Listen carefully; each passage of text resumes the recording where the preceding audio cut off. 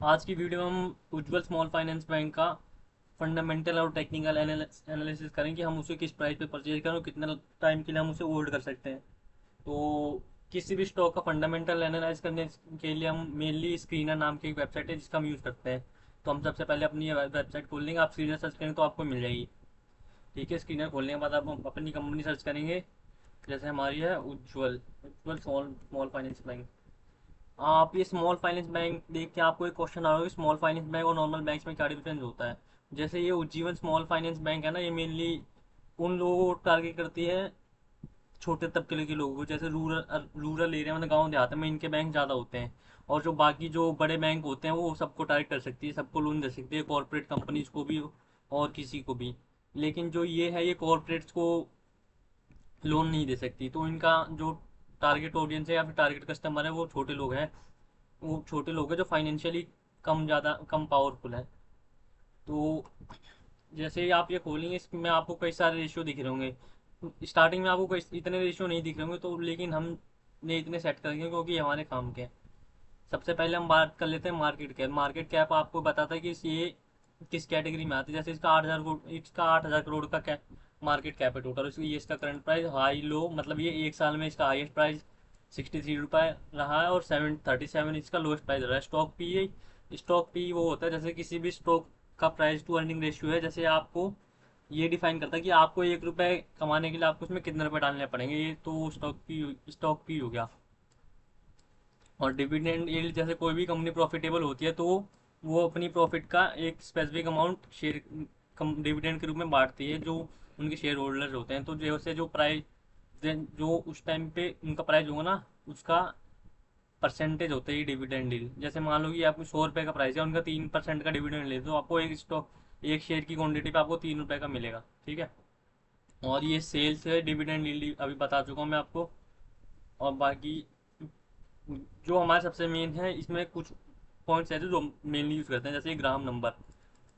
ग्राम number आपको ये बताता है कि जो अभी ये तो प्राइस है जिस पे ट्रेड हो रहा है।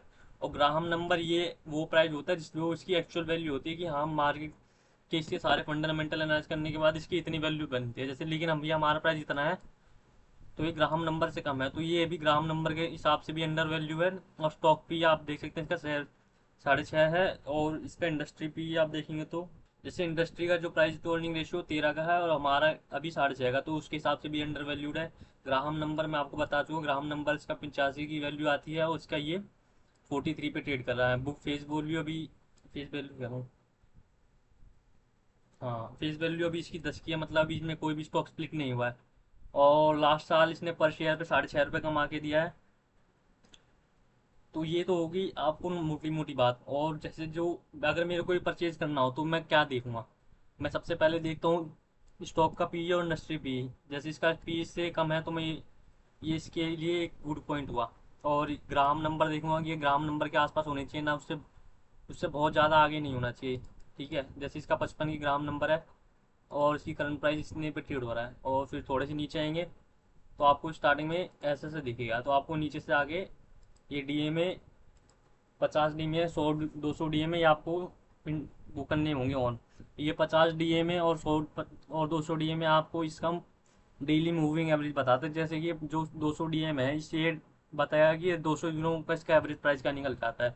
तो अभी के टाइम पे जिसका जो 200 डी में है, ये आ रहा है दो 50 के 50.35 पैसे। लेकिन जो अभी इसका करंट प्राइस है वो 43 रुपये, तो ये अंडर वैल्यूड है। और बाकी आपको नीचे थोड़े प्रो एंड कॉन दिखेंगे। ये 44.9% का CAGR होता है। CAGR compound annual growth rate को डिफाइन करता है कि ये एक साल, पिछले 5 साल में कितने परसेंट के हिसाब से ग्रो कर रही है कंपनी। जैसे ये तो हो गया आपके कुछ फंडामेंटल एस्पेक्ट। इसके बाद जो सबसे मेन, जो मैं बहुत ज़्यादा प्रायोरिटी पे रखता हूँ, वो है इसके इन्वेस्टर चार्ट। जैसे इन्वेस्टर पे आएंगे आप, ये प्रमोटर वो होते हैं जो कंपनी में जिनका सबसे ज़्यादा शेयर होल्डर होता है। FIS जो होता है फॉरेन इंस्टीट्यूशन, जैसे जो फॉरेन की वो होगी कंपनीज जिन्होंने इसमें इन्वेस्टमेंट करा है। जैसे फॉरेन के कोई म्यूचुअल फंड हो गया, फॉरेन एजेंसी हो गया, और DI हो गई म्यूचुअल फंड जो हमारे इंडिया के हैं। इसमें इन इन कंपनी ने इतना इतना इन्वेस्ट कर रखा, आपको यहाँ पे ये सब दिख जाएगा।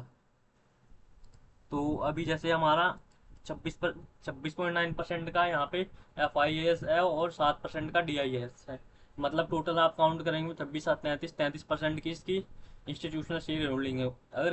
अगर किसी भी स्टॉक में अगर 25% से अधिक इंस्टीट्यूशनल शेयर होल्डिंग होते तो हम उसको एक बढ़िया स्टॉक मानते हैं फंडामेंटली, क्योंकि जो जो FIAs या फिर DIAs होते हैं ना, ये काफ़ी एक्सपर्ट्स होते हैं किसी भी चीज़ में इन्वेस्टमेंट करने से पहले।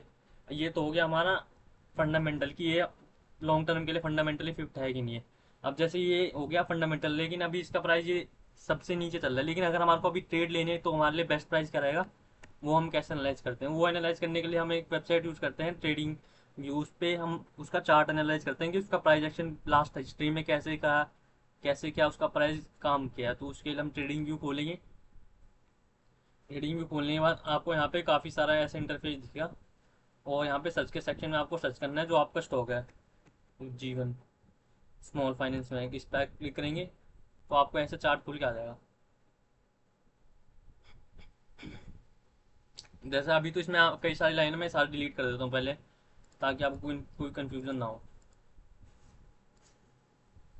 ये मैं अपने सपोर्ट और रेजिस्टेंस बनाने के लिए लाइंस ड्रॉ करता हूँ, ताकि मैं प्राइस इसका पढ़ पाऊँ कि ये अभी किस प्राइस पे चल रहा है और क्या प्राइस के पे बाय करना सही रहेगा। सपोर्ट वो होता है कि जो इस प्राइस से कई बार ये उठ चुका हो, और रेजिस्टेंस वो होता है कि क्या कहते हैं, इस प्राइस से ने इसको बढ़ने से रोका उस प्राइस पे। तो जैसे हमें ये स्टॉक अगर हमारे को लंबे टाइम के लिए एनालाइज करना, तो सबसे पहले हम वीकली चार्ट देखते हैं इसका वीकली सपोर्ट रेजिस्टेंस क्या बनता है। तो इसका फर्स्ट जो इसका करंट प्राइस है, ये एक वीकली सपोर्ट है इसका। आप देख सकते हैं एक बार यहाँ पे ये बना। पुराना रेजिस्टेंस भी एक सपोर्ट की तरह काम करता है। और एक और बात, आपको कैसे पता चलेगा कि कौन सा प्राइस किस टाइम पे सपोर्ट का काम कर रहा है, किस टाइम पे रेजिस्टेंस का काम कर रहा है। जैसे ये आप ही देखेंगे, ये प्राइस पॉइंट है, एक बार यहाँ पे इसने रेजिस्टेंस का काम किया कि इसको यहाँ से बढ़ने नहीं दिया। लेकिन आप यहाँ पे आएंगे जब, तो आप देखेंगे कि इस प्राइस पॉइंट पे इसने सपोर्ट लेके आगे उठा है। तो मतलब ये हमारा एक तरह से सपोर्ट भी है, एक रेजिस्टेंस भी। अगर हमारा प्राइस से नीचे होता है तो ये रेजिस्टेंस का काम करता है, लेकिन हमारा प्राइस से ऊपर है तो सपोर्ट का काम करेगा। तो हम एक सपोर्ट यहाँ पर ड्रॉ कर लेंगे, ये वीकली सपोर्ट हो गया। उसके बाद सेकंड सपोर्ट हम देखेंगे तो ये यहाँ कहीं आ रहा है। सेकंड सपोर्ट आप देखेंगे यहाँ पे कहीं आ रहा है, यहाँ आ रहा है। एक बार यहाँ पे सपोर्ट दिए, इस यहाँ पे इसी प्राइस पॉइंट पर, एक बार यहाँ पे भी, और एक बार यहाँ पे भी इसी प्राइस पॉइंट पे इसने सपोर्ट का काम किया है।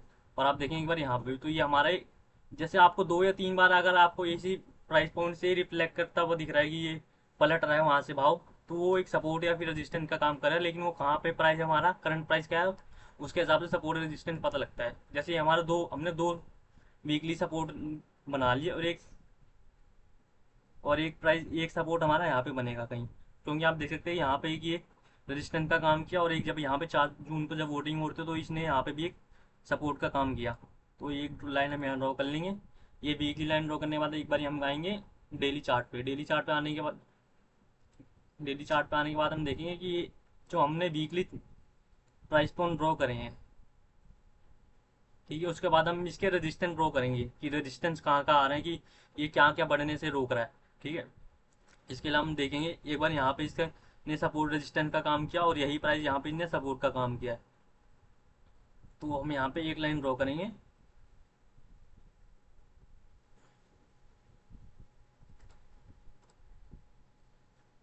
तो अब हम अपना प्राइस देखेंगे कि अभी जो ये प्राइस है, करंट प्राइस इसका 43.89 है, लेकिन जो हमारा लेटेस्ट सपोर्ट है ये है 43.28 का।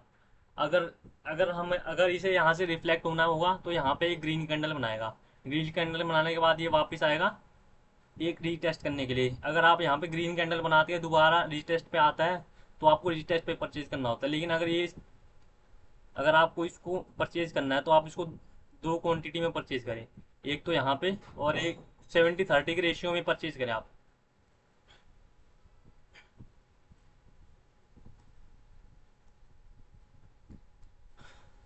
अब सपोर्ट और रेजिस्टेंस बनाने के बाद हमारे को एक और चीज़ देखनी होती है कि एक दो इंडिकेटर लगाएंगे हम यहाँ पे। उसके लिए आपको यहाँ पे आना है, इंडिकेटर के सेक्शन में आपको यहाँ पे सर्च करना है AWSO, एक मिनट, ऑसम ऑसिलेटर जैसे हमने लगा रखा, आप इस पर क्लिक करेंगे तो लग जाएगा। और एक और लगाना आपको, RSI, ये क्लिक करेंगे तो ये लग जाएगा, जैसे हमारे में यहाँ पे नीचे शो हो रहा है। तो जो नीचे वाले पॉइंटर हैं ये RSI है। RSI लेवल वो इंडिकेट करता है कि हमारा प्राइस अभी जो करंट प्राइस है वो बाइंग जोन में है या फिर सेलिंग जोन में है। जैसे जब ये हाई रहता है तो उसका प्राइस भी हाई रहता है, तो वो हमारे लिए एक आइडियल सिचुएशन नहीं है कि जब प्राइस हाई हो तो हम बाय करें। हमें प्राइस हमेशा जब लो हो तभी बाय करने होते हैं। तो जैसे आप हिस्ट्री में देखेंगे तो इसको 13 मार्च के आसपास इसका ये काफ़ी डाउन है, 19.42 है इसका RSI इंडेक्स। और उस टाइम पे आप प्राइस चेक करेंगे तो प्राइस इसका आया था 44 के आसपास, और अभी BC के पास है। और लेकिन जब आप यहाँ पे चेक करेंगे, ये 8 अप्रैल को चेक करेंगे तो इसका RSI आ रहा है 65.5, और आप यहाँ पे प्राइस चेक करेंगे तो R56। तो यहाँ आप ये गैप देख के समझ रहे होंगे कि RSI हमारे को कैसे प्राइस एक्शन में हेल्प करता है।